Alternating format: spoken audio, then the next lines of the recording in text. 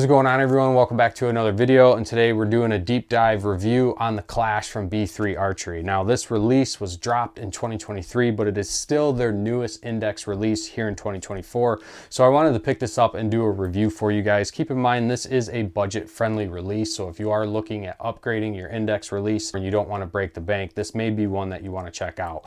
This release is available at Sunrise Archery, so if you live in the southeastern Michigan area, you can go up there, you can get your hands on it, you can shoot it and see if it's going to be the right release for you. If you don't, you can pick this up off Amazon. I will put a link in the description below.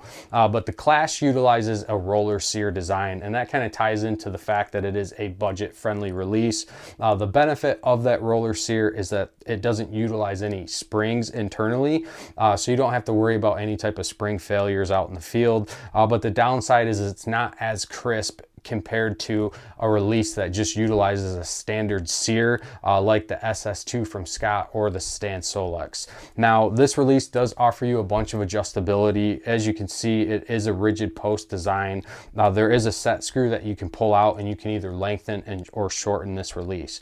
Now, as far as adjusting the trigger tension and trigger travel, unfortunately, those are not independent from one another. Now, if you want to adjust how hot or how cold the release is, all you got to do is press the trigger down. It exposes a set screw. If you go clockwise, it makes the release colder. If you go counterclockwise, it makes the release hotter. Now, one thing that I noticed, you do have to go kind of on the hotter side to kind of remove the amount of travel. Straight out of the box, this thing was set pretty cold, and I was actually surprised at how far I actually had to press that trigger down or pull that trigger before those calipers would actually start to open up. And now, as far as the strap goes, you can see it's a nice quality leather strap. It is Xbox stitched in the areas that are going to see the most load. It does come with a double-sided buckle, which is always super nice because then you don't have to worry about your tag end flopping around as you're moving out to your stand or as you're putting this thing on.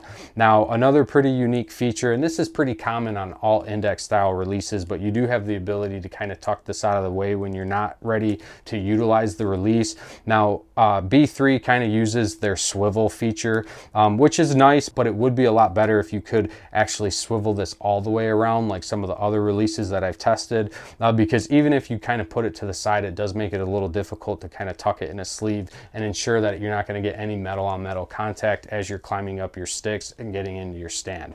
Now, one unique feature about this release, which I actually really like, is you can see that the release head itself swivels, but once you get your desired length set and the position of the release set, you can go ahead and lock that down, and what that's going to do is it's just going to ensure consistency every time you pull back and address the trigger. One thing that I've always hated on releases that do swivel and don't lock is sometimes in the heat of the moment you'll go to pull it back and it's not going to be in the exact same position that you're used to when you're practicing. So again, being able to lock that down is a pretty slick feature. So overall, I mean, I do think from a budget standpoint, it's a decent release, but for me personally, it's not a release that I would run for two reasons. A, I just am not a fan of the roller sear design. I do prefer a release that opens immediately as soon as I activate the trigger. And the second thing is, and this is just more because of the size of my hands, anytime I run an index style release that has a rigid post,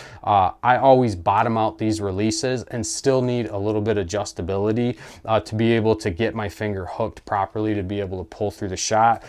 Anytime I shoot an index style release with a rigid post, I'm basically utilizing that front knuckle, and in my experience, it's very hard to pull through the shot, and then B, you're more likely to get a little bit more punchy, whereas if you can wrap your finger, then you're a little bit more likely to just continue to pull through the shot, definitely in the heat of the moment. So for me personally, this release wouldn't work out, but I do feel like if you're on a budget, it is one that I think is worth going and shooting. But that's going to be it for this video. If you guys have any other questions, you know you can leave me a comment below. You can always reach out to me directly on Instagram.